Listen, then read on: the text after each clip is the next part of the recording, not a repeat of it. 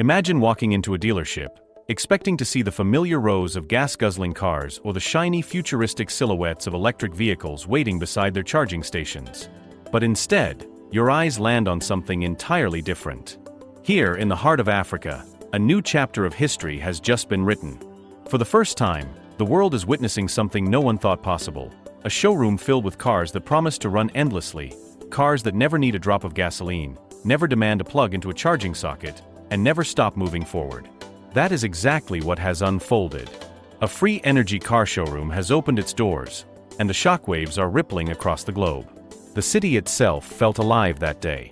Streets that usually pulsed with the ordinary rhythms of traffic and commerce now seemed transformed into something extraordinary.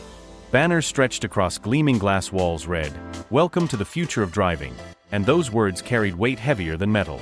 People pressed close to the building's futuristic facade, their reflections caught in the shimmering windows, as though the future they had always dreamed of was finally close enough to touch.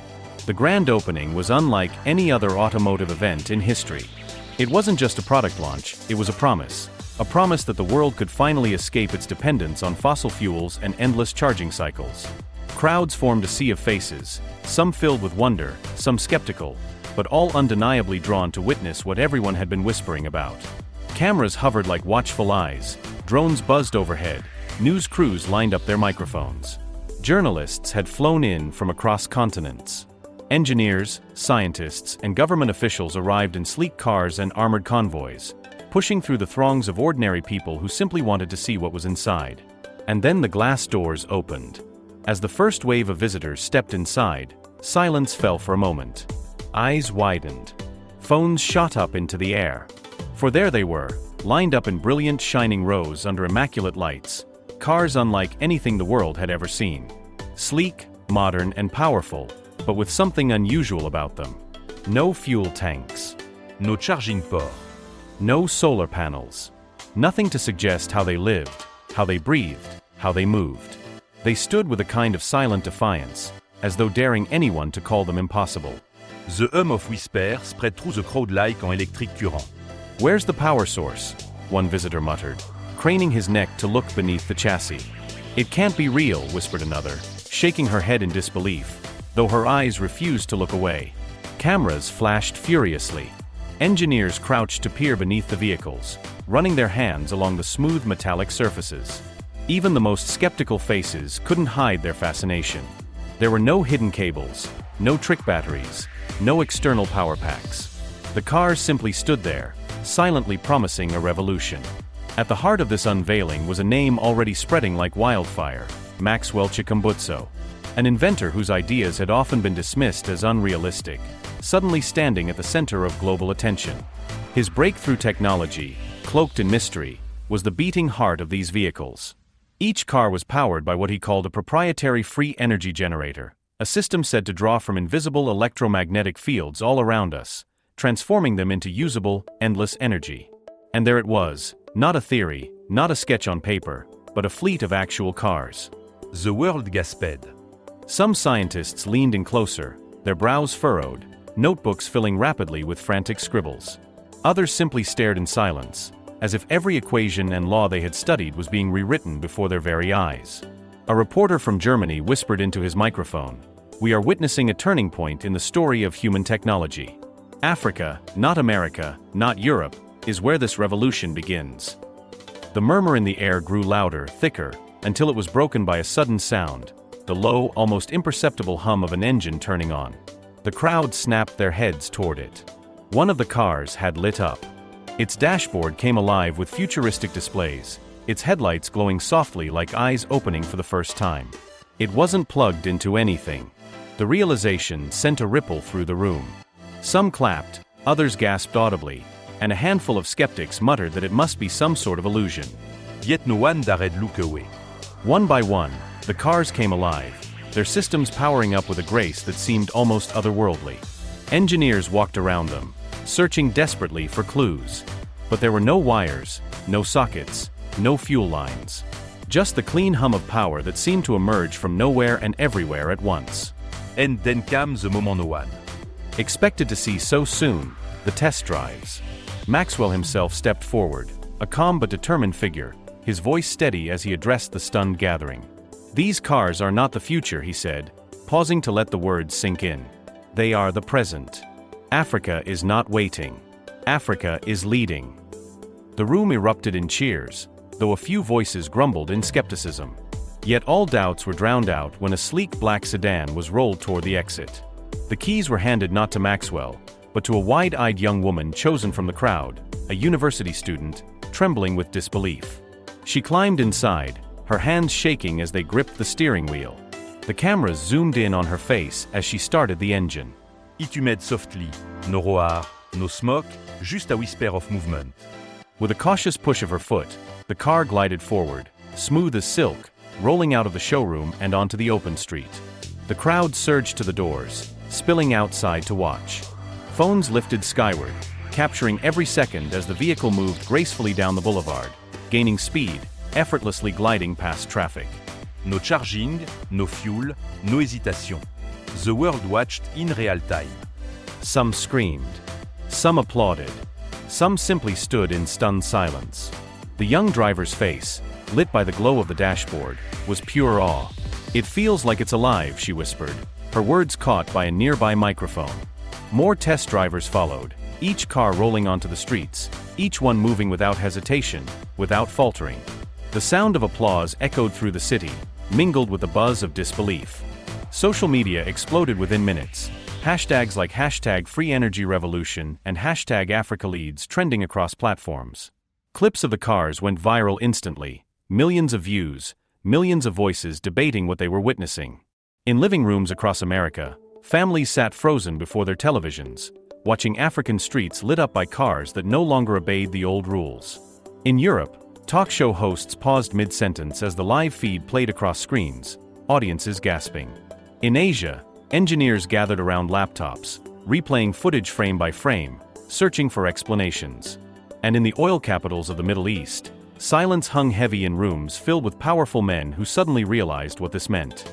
It wasn't just a showroom. It wasn't just cars. It was the beginning of the end for an entire world built on fuel. Inside the showroom, journalists fought for position, shouting questions, their voices tumbling over one another. What power seat? Can it really run forever? How much will it cost? Maxwell smiled faintly, standing firm before the storm of microphones. "The world will soon understand," he said. This is only the beginning. The crowd roared with thunderous applause, but beneath the celebration, an undercurrent of tension pulsed. Not everyone wanted this revolution to succeed. But in that moment, in that shimmering African city, it didn't matter. The future had arrived. And the world, whether ready or not, was watching. The sun had barely set over the African skyline when the ripple effect began circling the globe. What had happened inside that showroom was no longer contained to one city, one nation, or even one continent. It was everywhere. Within hours, footage of the self-powered cars had appeared on every news network.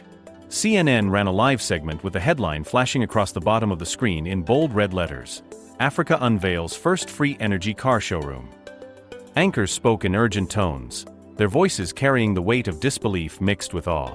"If what we are seeing is authentic," one analyst said on air, "this could be the most important invention in the history of transportation, perhaps even in the history of energy." Across the Atlantic, BBC anchors struggled to hide their astonishment as they described the test drives. No visible power source. No fuel. No charging, one host repeated, as though the words themselves refused to settle into reality. In France, commentators compared it to the Wright brothers' first flight, a moment that seemed laughably impossible until it unfolded before the eyes of a doubting world. In Asia, the story broke like wildfire. Chinese state media cautiously reported the development, their tone skeptical but alert, while independent bloggers described it as the dawn of the century's greatest technological revolution. In Japan, engineers got let into the night, replaying the video again and again. "It is not trickery," one whispered, pausing the footage at a frame showing the dashboard glowing without a power cord. "Something new has been born." And in America, the reactions were explosive. Tesla, the company that had defined the electric car revolution, found itself suddenly overshadowed. Whispers leaked from inside the company that Elon Musk himself had watched the live stream of the test drives in silence. His arms folded, his face unreadable. The next morning, Tesla released a carefully worded statement. If Maxwell's self-powered technology proves scalable, it represents a paradigm shift for the automotive industry. We are monitoring developments closely. The statement was diplomatic measured, but behind the scenes, the reality was chaos. Engineers at Tesla's headquarters in California reportedly stopped all routine projects and diverted their attention to studying the footage. Meetings stretched late into the night. Teams pulled apart every second of video, analyzing the acceleration, the dashboard readings, even the shadows under the cars, desperate to find evidence of deception. Yet no matter how many times they reviewed it, the truth remained the same. The cars moved, they accelerated, they drove indefinitely, and there was no sign of conventional energy input. Impossible, one senior engineer muttered in frustration, tossing his pen onto the table. If this is real, everything we've built becomes obsolete overnight. At MIT, Stanford, and Harvard, professors of physics and engineering debated furiously. Was Maxwell tapping into an overlooked principle of electromagnetism? Had he discovered a loophole in thermodynamics? Some argued it was impossible, that energy cannot be created from nothing. Others pointed out that the cars were there, moving before cameras, not theory but practice. Even if we don't understand it yet, one physicist told a New York Times reporter, we cannot deny the evidence of our own eyes. And the public reaction? That was even more overwhelming. On social media, hashtags like #FreeEnergyRevolution, #AfricaLeads, and #EndOfOil trended worldwide. Millions shared clips of the showroom, their captions ranging from giddy excitement to furious skepticism. Game over for gas stations, one user tweeted. We're witnessing history, another declared. But not everyone was celebrating. In oil capitals across the Middle East, the atmosphere was tense. Behind closed doors, meetings stretched late into the night as leaders and advisors stared grimly at the news. For nations whose wealth and influence depended almost entirely on oil, the sight of cars that needed neither fuel nor charging was nothing short of terrifying. A leaked memo from one oil consortium circulated online within days. The language was blunt. If this technology spreads unchecked, global oil demand could collapse by 70% within a decade. Immediate countermeasures must be explored. The words sent chills through anyone who read them. Stock markets reflected the panic. The very next morning, shares of major oil corporations dipped sharply. Investors, uncertain and fearful, pulled their money out, afraid that the age of oil had just begun its final countdown. Meanwhile, electric car companies like BYD and Rivian also faced sudden waves of investor doubt. What good was a battery-powered car if Maxwell's invention truly needed no battery at all? In Detroit, the birthplace of America's auto industry, executives scrambled into emergency meetings. They called in their top engineers, ordered detailed reports, and replayed the African test drive footage again and again. If we fall behind, one executive admitted behind closed doors, this could be the end of us. Governments, too, could not ignore what was happening. In Brussels, European Union ministers convened to discuss whether Maxwell's technology could fit into their green energy goals. Some argued it was the perfect solution, a weapon against climate change more powerful than any wind farm or solar panel. Others warned it was unproven, potentially unstable, maybe even a hoax. In Washington, the whisper grew darker. Advisors told politicians that this invention, if real, could destabilize entire global power structures. America's influence, tied deeply to oil and energy, might be threatened if Africa suddenly became the center of the next industrial revolution. We can't afford to ignore this, one senator was heard saying. But we can't afford to let it get out of our control either. Meanwhile, back in Africa, the scene was entirely different. The atmosphere was joyous, electric in more ways than one. Ordinary people filled the streets outside the showroom, pressing their hands against the glass, peering inside at the gleaming vehicles. Children pointed with wide-eyed wonder, their parents lifting them up to see better. A young college student, her face glowing with excitement, told a journalist, "For the first time in my life, I feel like the future isn't something we have to import from America or Europe.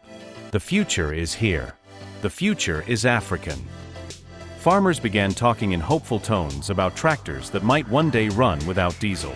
Taxi drivers in Nairobi and Lagos pooled their savings, already dreaming of buying one of Maxwell's cars and never again paying crushing fuel costs. Families calculated how much money they could save if transportation became free. Forever. For them, this wasn't just technology. It was freedom. And as the public dreamed, the pressure on Tesla and other Western automakers grew unbearable. Tesla's silence after its first statement was telling. American engineers, reporters said, were stunned, skeptical, but undeniably shaken. One anonymous source at the company confessed to a journalist, "We can't replicate it, we can't explain it. But it's there. And that means everything changes." At universities, young engineering students rallied in Maxwell's defense. They organized forums and debates, demanding their governments investigate not to disprove him, but to learn from him. "If we dismiss this," one student at Stanford said, "we'll be remembered as the generation that laughed at the impossible while Africa led us into the future." The debate wasn't just technical anymore. It was philosophical. It was cultural. It was geopolitical. Could Africa really be the place that rewrote the global rules of energy? Could the so-called developing world become the leader of the most advanced revolution in modern history? Maxwell himself, though calm in public, surely felt the storm gathering around him. Every camera in the world was now pointed at him. Every government, every corporation, every oil baron, and every environmental activist was suddenly obsessed with his invention. And the question that echoed louder with each passing day was simple: how long before the rest of the world can actually buy one of these cars? Rumors of pre-orders began circulating. Negotiations with investors from Europe, Asia, and South America reportedly started behind closed doors. The idea that these cars might soon appear in garages across the globe was no longer fantasy. It was becoming an expectation. But even as excitement soared, darker forces were already preparing their moves. Because the powerful, when threatened, never sit quietly. Even as the streets outside the African showroom pulsed with hope and celebration, behind closed doors the mood in certain places was far darker. For those who had built their empires on oil, coal, and the fragile balance of energy dependency, Maxwell's invention wasn't a miracle. It was a threat, the kind of threat that could topple entire economies and unravel decades of power. And when the powerful are threatened, they do not sit idly by. They fight. The first signs of resistance appeared quietly. Late one night, as the showroom lights shimmered across the city, a security guard making his usual rounds noticed something strange. The lights flickered once, then again. For exactly 2 minutes, the surveillance cameras went dark. When the systems came back online, everything looked normal. But the following morning, engineers discovered one of the demo cars had been tampered with. The wiring beneath the dashboard was subtly rearranged, not enough to destroy the car, but just enough to cause a malfunction if it had been driven during the next public test. When reporters confronted Maxwell about the incident, he simply smiled. "If they think this will stop us," he said calmly, "then they underestimate Africa. For every car they try to sabotage, 10 more will rise." The crowd that had gathered erupted in applause. Yet behind the chair, a current of unis ran through the air. If this was the first act of sabotage, what would come next? Rumors began to swirl in the media. Anonymous sources whispered of oil lobbyists gathering in secret, plotting strategies to discredit Maxwell's work. Leaked documents hinted at smear campaigns being prepared, suggesting the cars were an elaborate hoax, a scam designed to manipulate global markets. One memo from a major oil consortium even read, "If this technology spreads unchecked, oil demand will collapse." Immediate disinformation campaigns must be deployed to cast doubt on its legitimacy. The attacks weren't only whispered. They were visible too. Within days, a handful of Western newspapers published skeptical editorials. Too good to be true. One headline read. Another article mocked the idea of free energy as pseudoscience wrapped in shiny metal. On television, a well-known energy analyst dismissed the cars as stage props for an elaborate illusion. But the problem for skeptics was simple. People had seen the cars drive. They had watched with their own eyes as they rolled down streets without a single drop of fuel or a charging cable. For every voice of doubt, there were thousands of voices shouting back online, "We saw it. We know it's real." Still, the resistance grew bolder. Maxwell's company reported suspicious drones hovering near the factory at night. Cyber attacks targeted their servers, probing for blueprints, schematics, anything that could be stolen. Engineers were forced to double their security measures, encrypt every file, and operate behind tighter walls of secrecy. They're afraid, one of Maxwell's close aides whispered to a reporter. And when the powerful are afraid, they fight, dirty. But while shadowy figures plotted, something unexpected happened. A group of European scientists, quietly disillusioned by the pressure of their governments and corporate employers, reached out to Maxwell in secret. Using encrypted channels, they offered him advanced counter-surveillance tools and pledged to help protect his work. "Your fight is no longer Africa's alone," one scientist told him. "This belongs to humanity. Let us stand with you." For Maxwell, that moment was profound. His invention, once dismissed as fantasy, had become more than an African dream. It was now a global rebellion against energy dependency, a cause shared by ordinary people and scientists alike. And the ordinary people? They were already building their own visions of the future. In Kenya, taxi drivers began pooling their savings, calculating how many of Maxwell's cars they would need to transform their business forever. In India, farmers posted videos online saying, "If this reaches us, we could run our tractors without diesel. Our lives would change." In Brazil, environmental activists rallied in the streets, holding banners that read, "Free energy equals free humanity." Suddenly, it wasn't just an invention. It was a movement. But movements, especially ones that threaten to upend the foundations of global wealth, rarely go unchallenged. In Washington, a private meeting was leaked in which an American advisor warned politicians, "If this is real, Africa will leapfrog the United States in energy dominance. We cannot allow this to happen unchecked." Some officials pushed for collaboration, calling for joint research projects with Maxwell. Others insisted on containment, even suppression. "If we ignore him, history will forget us," one American engineer admitted in a think tank meeting. "But if we embrace it, we may just witness the birth of a world without fuel dependency." His words spread online like prophecy, fueling the movement even further. Meanwhile, oil-rich nations were growing desperate. Energy lobbyists pushed harder, funneling money into disinformation campaigns and hiring consultants to appear on television, dismissing Maxwell as a fraud. Stock market analysts issued panicked warnings, claiming Africa's energy illusion was creating dangerous volatility. But their warnings rang hollow as videos of Maxwell's cars continued to spread across the internet, watched by millions daily. And then came the first real strike. One night, just past midnight, a team of intruders attempted to breach Maxwell's factory. Security sensors caught them moving along the perimeter wall, dressed in black, carrying tools meant for sabotage. But this time, the intruders were intercepted. Guards caught them before they could reach the cars, and though they escaped into the night, they left behind sophisticated equipment, far too advanced for petty thieves. The message was clear: this was no random act. Someone powerful wanted Maxwell silenced.